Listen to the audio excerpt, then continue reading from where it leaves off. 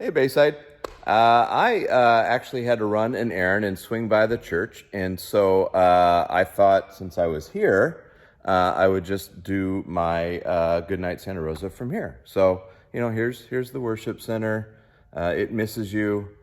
Praying for when we can all be back together. But I wanted to share with you one of my kind of favorite stories in the Old Testament. Has to do with Elijah.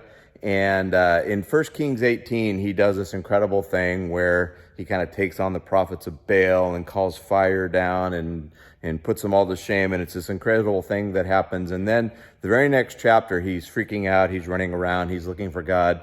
All this, and he gets all worked up. And then he goes up onto this mountain, and he's still looking for God. And then starting in verse 11, it says, then a great and powerful wind tore the mountains apart and shattered the rocks before the Lord, but the Lord was not in the wind. After the wind, there was an earthquake, but the Lord was not in the earthquake. Funny thing, I was reading this story about 10 years ago in Emmaus with students, and as soon as I said, and there was an earthquake, there actually was an earthquake. No joke. We were in the warehouse. So, quick venue change. I was here in the warehouse, teaching a lesson, and I had just read, and there were high schoolers that were like sitting on the floor here because it was during the summer and it was kind of a full room and we were being all casual and stuff. And I just said, and there was an earthquake. And then all these students go, whoa. And these speakers up here, those speakers right there, they started swaying, and an earthquake happened right as I read that verse. And a couple students said, wow, he's getting pretty good. Anyways, just a little side story. We'll go back into the worship center and finish reading out of 1 Kings. Okay, back to the worship center.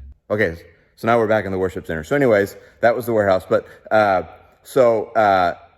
keep reading. So starting in verse 11. After the wind, there was an earthquake, but the Lord was not in the earthquake. After the earthquake came a fire, but the Lord was not in the fire. And after the fire came a gentle whisper. And when Elijah heard it, he pulled on his cloak over his face and went out and stood on the mouth of the cave. Then a voice said to him, what are you doing here, Elijah? Elijah does this huge thing in chapter 18. Then he starts freaking out, and he's looking for God. He can't find God. And then he goes up on this mountain, and there are these big things that happen, and God's not in any of those big things. And then there's a quiet whisper. And that's where Elijah finds God, is in the quiet whisper.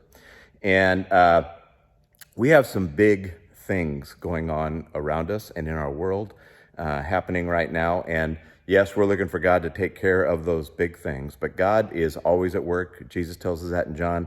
He says, my Father is always at work. And God is doing small things, quiet things in each of our homes and in each of our lives.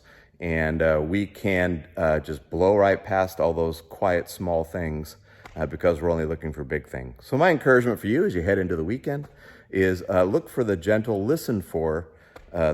whisper of God. Look for the gentle, quiet activity of God in your own home with your own family. We're going to have a great weekend this weekend. We're starting a new series called Lessons from Lockdown.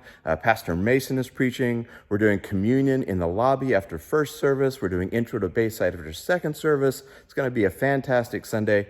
Hope you join us. But spend the weekend looking and listening for the gentle, quiet whisper of God and the things that he's doing right in your own home. All right. Thanks. Good night, Santa Rosa.